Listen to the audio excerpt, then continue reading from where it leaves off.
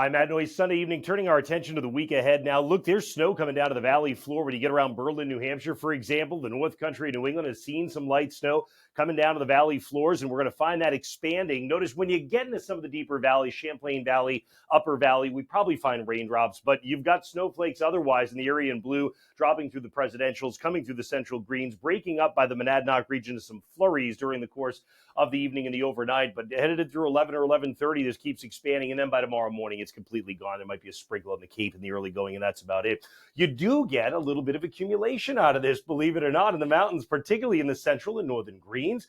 It's possible we get not only a half inch to an inch in the central greens, but more like maybe 2 inches when you get across some of the north. And Cannon, they pick up 2 inches of this as well, as a kind of combination of a cold front coming through and an upper level jet stream disturbance team up together.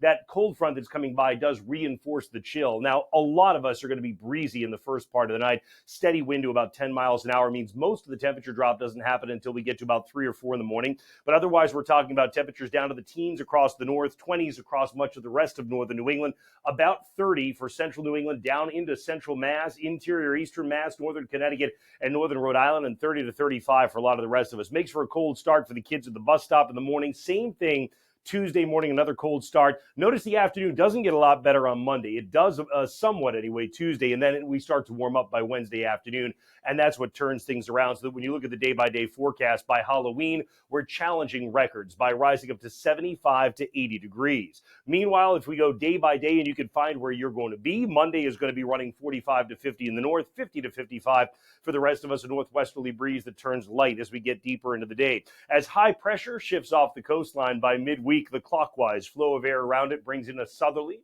and then southwesterly wind. There is a chance for showers overnight Tuesday night with a disturbance coming through. That is the warm air that's coming back into play. So Wednesday will start out with clouds. Some breaks of sun will try to come out, and you'll start to find the temperature rebounding by Thursday. You're very much into that warmth.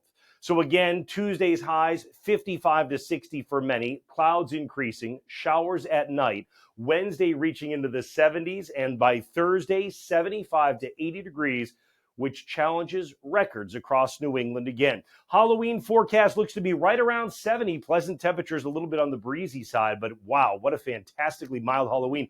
You'll remember that first showed up on the 14-day forecast. We talked about it in pattern predictions. So a lot of times you do get a feel for where the weather's going to be even 14 days out. Is it perfect every time? Absolutely not. But a lot of times you can get an idea. So there's a lot of validity to that 14-day forecast, which you can see by getting our app, Noyes' 1 Degree Outside weather app, on both the App Store and Google Play. That's how things look for now, but we'll have a bright and early update for you Monday morning. It's always at 1degreeoutside.com and on our Noyes' 1 Degree Outside weather app.